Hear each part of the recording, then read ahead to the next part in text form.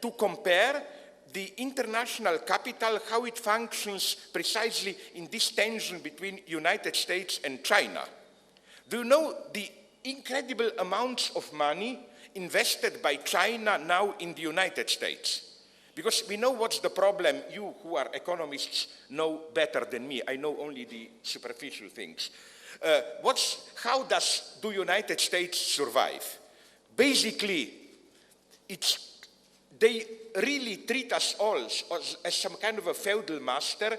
They need, which is masked then as a trade deficit or whatever, they need till now it's even more, minimum $1 to $2 billion per day. And they get it as investments and whatever.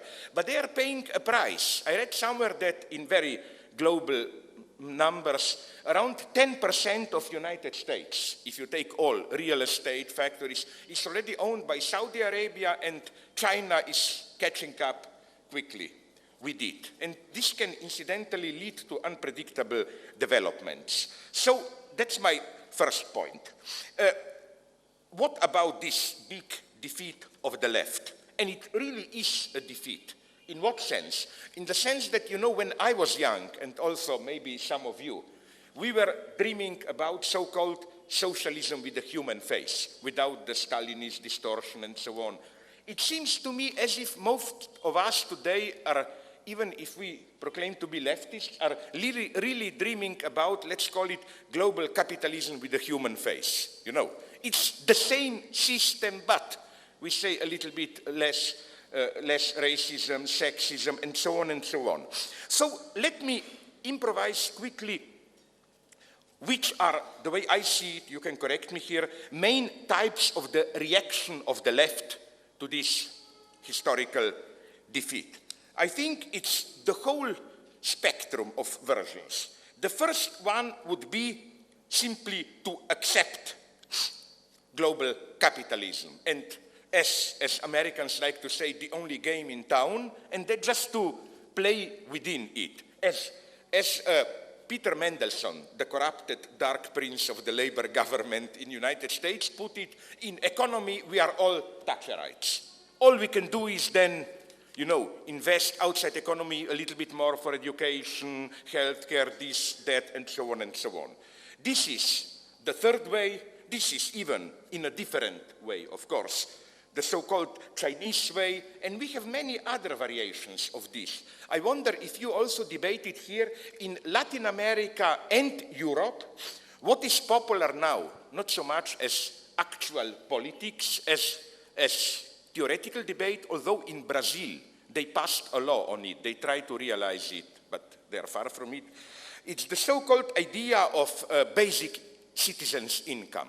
Or I think it's much more appropriate, the term they use in Brazil is renta básica, the basic rent. The idea being that capitalism can only be justified if it serves the common good, which means, and the problem is how to unite capitalism with social justice and so on. The idea is let capitalists thrive, but tax them, and so that you can guarantee to every citizen a certain basic income which allows him to lead a minimally decent life. I think this is, for reasons I cannot develop now, a little bit of an ideological dream. So this is then the first version. The idea is, okay, capitalism won, let's play within its rules. Then the second is the opposite reaction. It is withdrawal. Withdrawal in the sense of, yes, capitalism won, it is, at least for some time, here to stay, but we should nonetheless resist it. So, and this is for obvious reasons popular, especially among academic intellectuals, so don't dirty our hands. Withdraw to small artistic communities, academic communities, do there the safe cultural analysis and wait. But you know, wait with the pleasure of knowing that you don't really risk anything.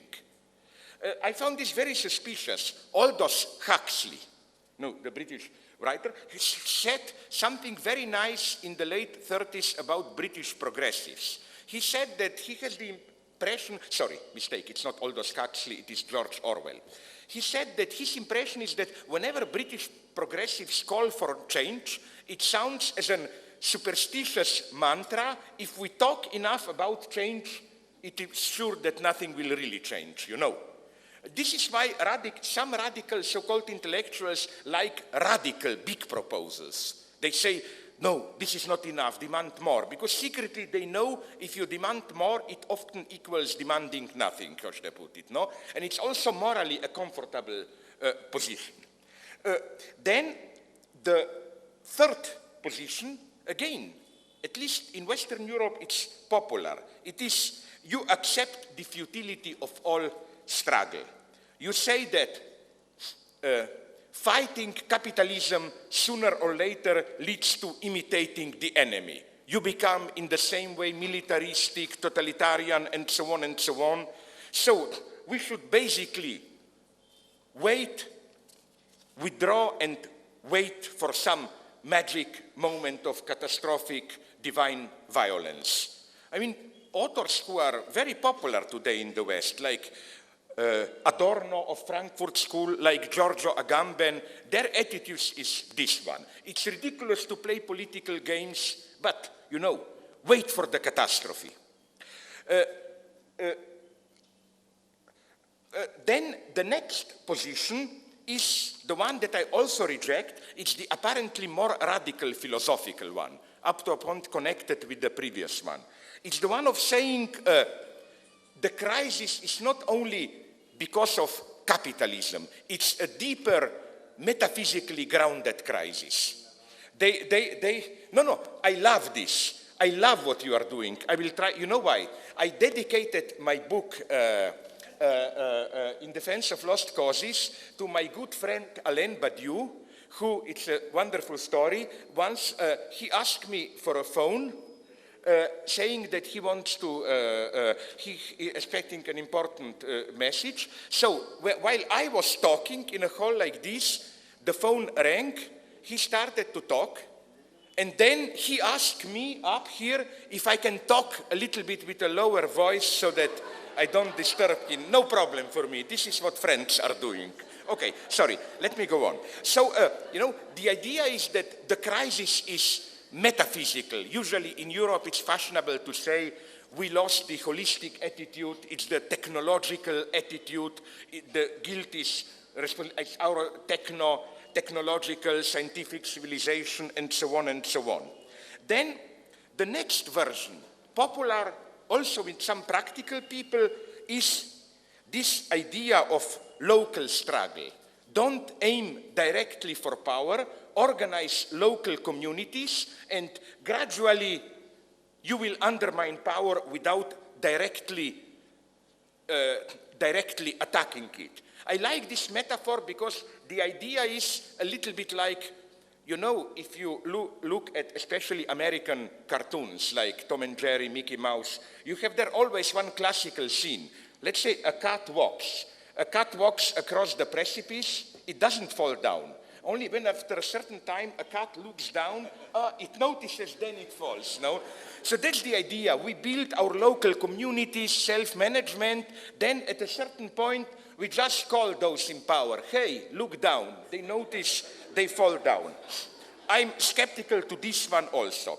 Then we have the postmodern politics. The idea, it's usually put in high theoretical terms, is that the era of class reductionism or economic essentialism is over. There is no reason now to privilege economy. We have a whole series of multiplicity of struggles, cultural struggles, sexism, racism, human rights, ecology, and the point is just to open a desperate strategy of which I doubt that it works. They claim that, today, with so-called post-industrial capitalism, where the shift is more and more towards intellectual work and so on, communist vision is closer than ever to realization. They go very far here. They claim that this so-called digital virtual capitalism almost already is communism. We just have to change it a little bit. We are there, we just don't know. I'm a little bit skeptical about that. But what I'm saying is that what we should avoid here is to claim, oh, what I enumerated now are just wrong versions, deviations. The problem is deviations from what? I don't see today any convincing global vision. You know, it's like, to put it in old Stalinist terms, we have all the deviations, revisions, but we don't know what is the main party line, how should I put it, no? As it, you know, this would be a nightmare for a Stalin.